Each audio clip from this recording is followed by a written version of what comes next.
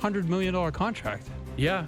Listen, you're connected to your number. Like, that's the reality of pro sports, is that you're connected to it. But I guess what I'm saying is, like if you're fulfilling the contract, quote unquote, individually, but the team's going to win 70 games, what does that do for any fan? Hey, it's great that Rodgers got their money worth because he's playing like a $500 million guy. If you're a fan, the importance is the win column. Like, are you going to win and be competitive? So now I don't care if he's making $5 or $500 million. If you're going to hit second or third in the lineup and play every day, you better perform, because you need to help take advantage of a great situation right now. Right. If the season proceeds like this for him and it's just the same in the second half and they fall out. And they fall off, then it's go time for Vladdy. Yes. Then it's like, and I think he should be thanking his teammates, maybe the rest of the division. Like, thanks for putting me in a position where I can come out of the All-Star break launching. Mm-hmm. And he's going to have to do that at some point. They're going to need him, because you're right. Like, Barger's been great. Clement's been really good recently. Eric Lauer has given them quality performances, It's like if I asked you who is the best starting pitcher and who's the best position player so far, who do you think they are? Well, the amazing thing is, if you look at the three constants in the rotation, they're all the exact same. Yeah.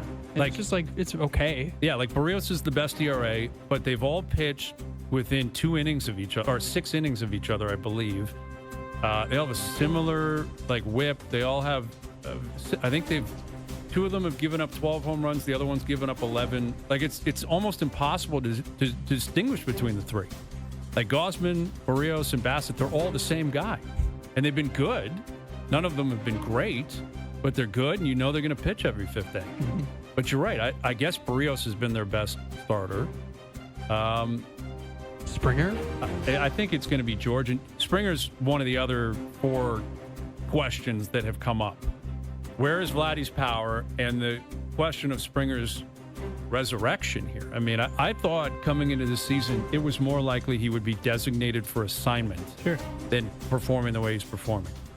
I didn't think it was long off before they said, we got to do something here about George. Like, it's so bad he can't play. If they were losing games, we got to put in a kid. We can't continue to justify him playing every day. This guy's leading off. Like, this guy is a significant performer that's hitting for power. Now, he's going to run hot and cold. He cooled down a little bit coming down the stretch. Fine. But he has been a revelation for them. Yeah. Like, Springer's been huge. What year is it of the deal? 4? He's got this year and next left, I believe. Yeah, okay. Yeah, I think he's got 2 more. Yeah.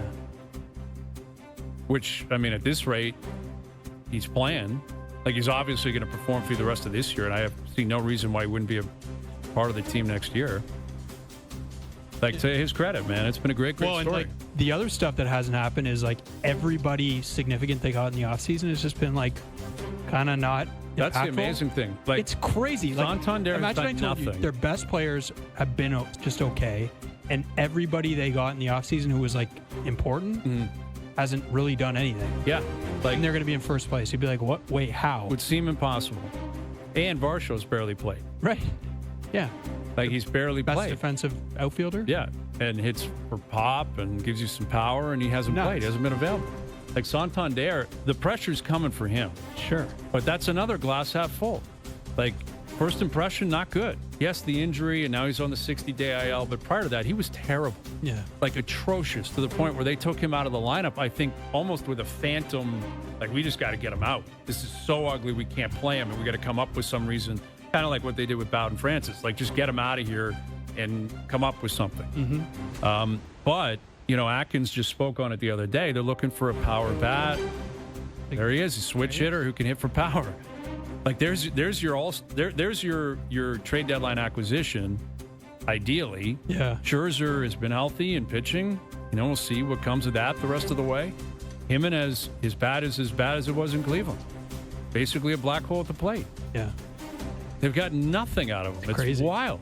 Yeah, it's almost difficult to explain. Yeah, they're you look at the running or the hitting production. Way better across the board. Yeah. They hit for average. They get on base pretty well. They're, clutch hitting, which has been such a concern in the past. And Barger's been good. Springer's been good. Kirk's been great. Alejandro Kirk's been great. New contract. Yeah, and he's paying it off. But that's why I think about the trade deadline, and I hate this thing in hockey where they talk about own rentals. It drives me nuts because I just think it's like spin by the GMs to not do anything. It's an like, rental. we got this guy. But why would you trade, especially if you're a really good team, why would you trade the guy even if he is an expiring contract? Right. But Own rental. The front office of the Jays could actually be like, maybe we just actually have own rentals. And it's actually like not the stupidest, lamest. It's not. It's a reasonable explanation. The question is, will it land with the marketplace? And is it actually smart business? It won't land. It won't land, but is it actually smart? Like how much of your chips should go into the middle here if you're Ross Atkins and Mark Shapiro? Because that's I think the third of the five questions that keep coming up. What are they going to do between now and the trade deadline? Because they don't, by all accounts, have a great farm system. No. Like they got a 3 or 4 guys with value. They drafted a kid last night. Clearly, they're not going to flip him. I like that handle, JoJo Parker. Yeah, it's a great name. Great handle. But are you going to give up one of your 2 or 3 top guys? Well, your team this is an old team, really. I guess the young guys coming up has made it less old. But you're right. You throw Scherzer in there. Barrios, Bassett, Gosman. Yeah. Springer's playing every day. Like Santander's 31. If not now, when? Yeah. The question is, do you think you're a piece or 2 away from winning the World Series? Because ultimately, that's why you go all in at the trade deadline. If not to make it, you have to be thinking we can win it. But if it's not now, when is it? It's not going to be. Is it going to be next year? Are you going to be better next year? I mean, I didn't see this one coming, so I think I think what it's proving is it's difficult to predict year in, year out. But I hear you. I think you got to be careful. I mean, at some point you need a farm system. It feels like deja vu. We've had these chats with the Leafs 100%. where you have been a big proponent of all in every single year.